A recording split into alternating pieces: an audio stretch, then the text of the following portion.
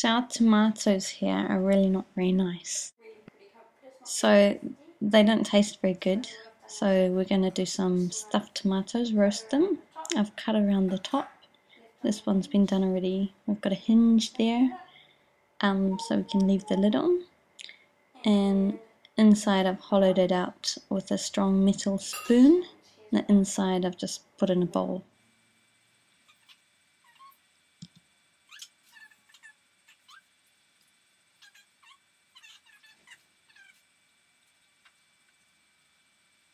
Like that. This is some quinoa that I have cooked in the rice cooker with some vegetable stock, and that just means I can do the other things while it's taking care of itself. You know it's ready when it's got those tails. LSA, nutmeg, sumac,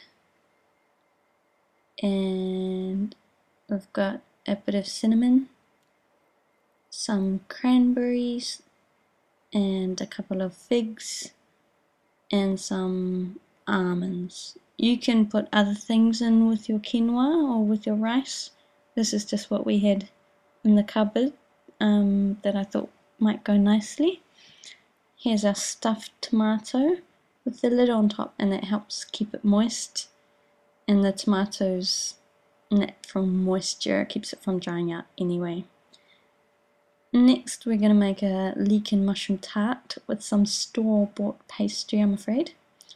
First doing some mushrooms with a little bit of garlic and olive oil in a frying pan until they're not too done but quite nicely. In the same pan then cook some leeks until sauteed. Line your tart dish with the store-bought pastry, and then the filling is 2 eggs and 2 egg whites. So 2 of those eggs you have to separate, which I'm doing in fast speed here. One of them was double yolker. It's a bit strange. And then 1/4 of a cup of milk. You can also add about a teaspoon of mustard if you like mustard. And you can also put in cheese if you like, but we have enough. That's when it's been cooked a bit in the oven, just by itself. Then after that I'm going to add the leek. If you were using cheese you could put some on at this stage as well, but we have plenty of cheese already in other days of the week. And then I'll put the mushrooms on. These are just button mushrooms, as you can see. Could try something else like shiitake, might be quite nice, or portobello or something like that. Fiddle about as much as you like, make it look pretty. And then from the garden I've got some rosemary, which I'm just putting on. It's about the only thing that grows in our garden, by the way. So dry, it seems to like that.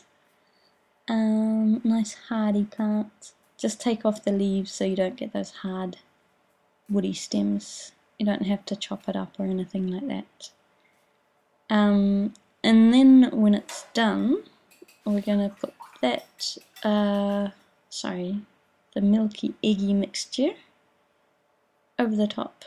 And if it's not quite enough, you can just quickly mix up some more so that the veggies don't dry out too much. I also had some leftover pastry, so in a second you'll see what I came up with. Another pie. It's quite weird, but it's good as well.